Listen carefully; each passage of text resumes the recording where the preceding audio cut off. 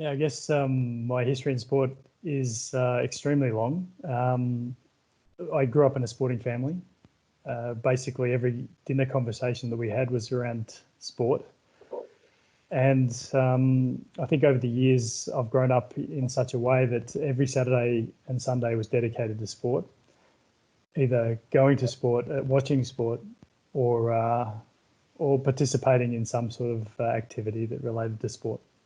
And I think with that sort of a background, I then moved quite comfortably into a more professional pursuit of sport, in this case, Australian football, which is it's not something that's really well known globally. It's a unique sport to Australia. Those that watch it say it looks like there are no rules and that it's completely chaotic, but it's quite a physical and demanding sport. And so I actually moved into play professional football for firstly a first division team, and then most of my career was in the second division team.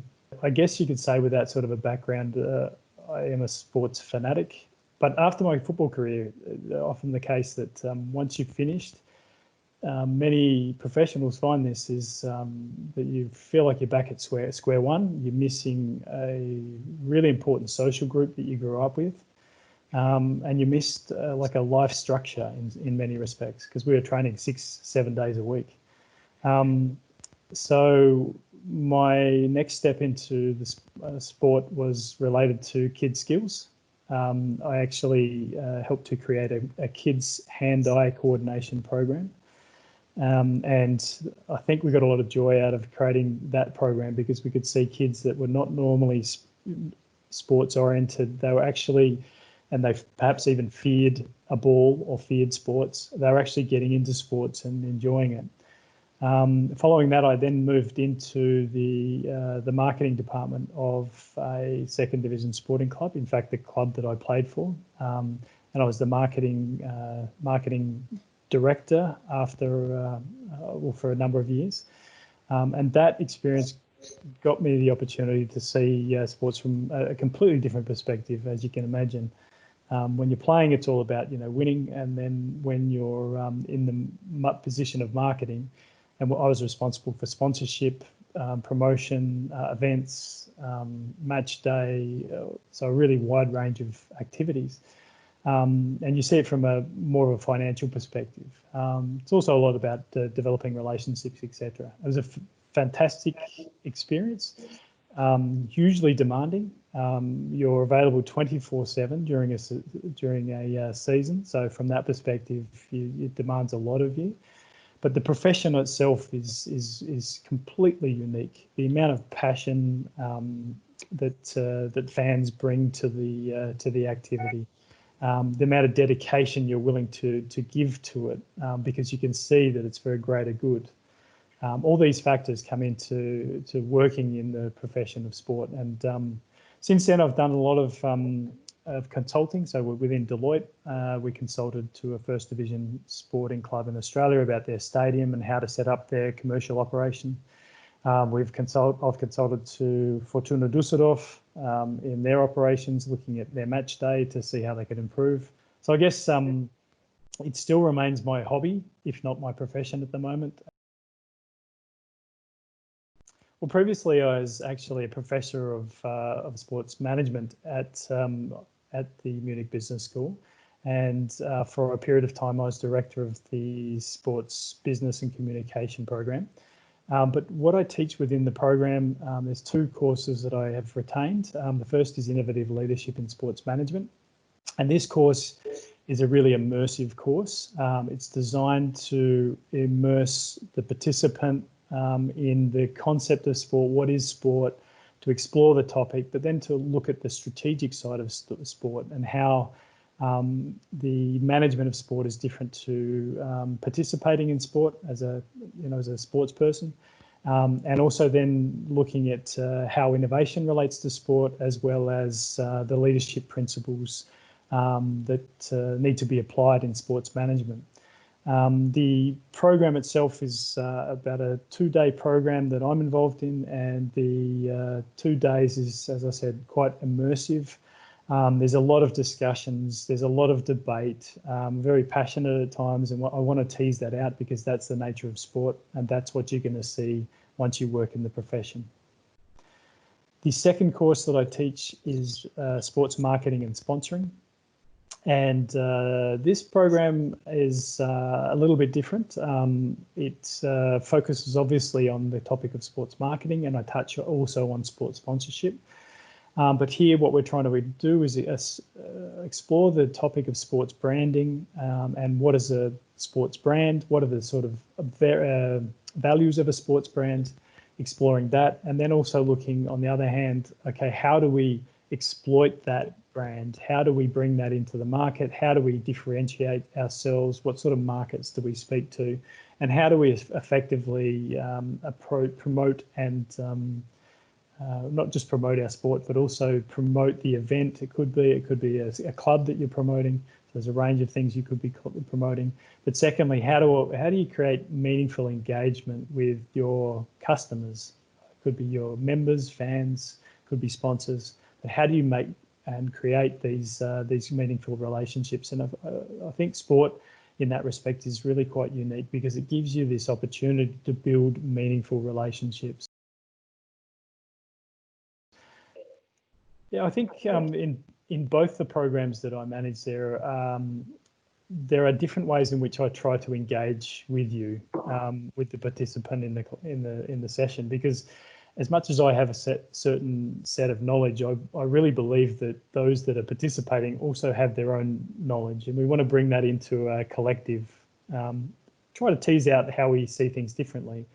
And one of the ways in which we do that, and we perhaps in this way are tapping into the principles of sport, is using a thing called a strategy war game. Now, the strategy war game is designed to put the different teams within the class into a position where they're effectively competing against each other. There are a set of activities that we take you through, but at the same time, whether you're completely honest to the other group about what you're doing is part of the war game. And I think these little strategies within the game itself are also quite entertaining and absorbing. They tease out, again, the nature of sports business, but I think as much as anything, it's designed to try to get you engaged and make it real. What is sports strategy and how to create a good sports strategy? And through this robust war game environment, then you get different perspectives and you get challenged in a different way. In the sports marketing program, one of the things that again, really practical exercise that we try to introduce theory and then we try to apply it directly.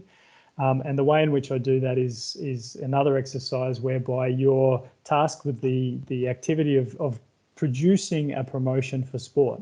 So in other words, nominating a target group, nominating the sort of things that you're going to be promoting to that target group, recognizing the values and the persona that might be captured in this target group, what are the sort of things that they're looking for, and then trying to find unique ways in which you can communicate with this group. And again, it's put together in a format which works a little bit like a workshop, but again, it's a competition environment designed to see and challenge how each of the different groups can tease out a better result for the marketing promotion that they'll undertake.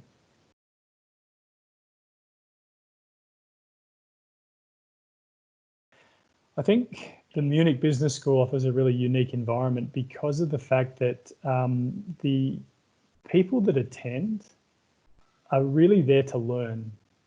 I really find that the classes I take, and this is why I still take these courses, is because the classes that I take, I can have meaningful conversations with the people because they're really interested in the topic. Generally speaking, especially in the sports arena, everybody in the group has a special story or a unique link with sport, which they can bring into the class and we can utilize. And for me, that's hugely valuable. And I find that at Munich Business School, I tend to find that sort of a person a lot more, hugely engaged in the topic, willing to discuss it, able to discuss and pull you in different directions. And even to challenge me, which is something I really enjoy as well, challenge my own thinking. And I think Munich Business School really does provide that sort of environment. I think also the professional setting that you're immersed in, the professors at Munich Business School, they're theoretically excellent, but at the same time, almost all the professors that I've interacted with have very detailed experience in the practical sense. They are either still undertaking practical, so working in the industry, so they're able to apply it, but perhaps they've done it in the past. But either way, they can apply it in the session, and I think that's usually valuable to everybody that participates, because you're getting this connection between theory and practice, and it's not disjointed. And the theory is made much more relevant in that setting.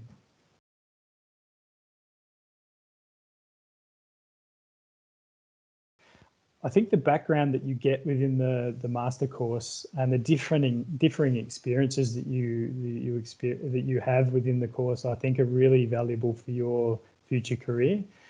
I mean, let's take, for example, what I've previously said about connecting theory and practice. So in other words, you've got a bridge between the two, and in that setting, you're able to directly, once you arrive in a work setting, you're able to directly apply that knowledge, as opposed to thinking about it and maybe not understanding how it relates to what you're doing when you're in a work scenario.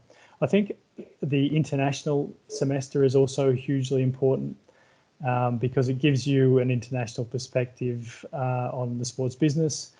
I think the lecturers that you've got as part of the program, I don't know if we should call them lecturers as much as coaches, almost mentors, because they bring in a huge amount of experience. But they not only that, they bridge the world of between the business school and the practical world, and in many ways they bring you into the practical world on a weekly basis.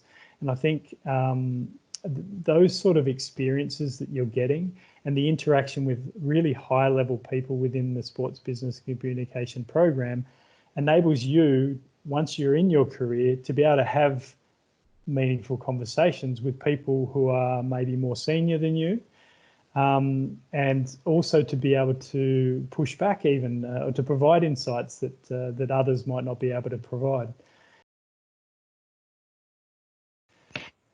Yeah, it's difficult for anybody to really predict what's going to come in the future, but my personal opinion is that currently there's an incremental improvement in the sporting experience, and usually it's around the broadcasting of it and how much you interact with, it could be information on your phone whilst you're watching, or it could be in the stadium, you're getting digitalized information, and that's the last 5-10 years, that's where a lot of innovation has actually occurred.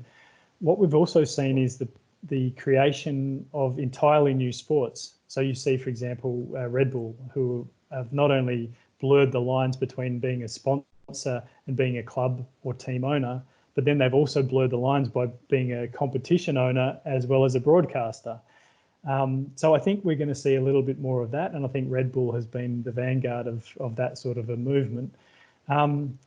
Another thing that we may start to see, and I'm not sure exactly how this is going to go forward with Generation Y and Z, is digital sports or esports. And I think it's hard for me as a Gen X person to imagine an environment where you're not watching sporting events such as football, tennis, or something like that. However, the next generation might well not be interested in sports. Maybe just general sports. They may be much more interested in esports and being in a participant in that, and actually competing in digital environments. Hard to say. I would like to think that we won't lose the physical nature of sport anytime soon, but at this point I'd say it's quite difficult to say that.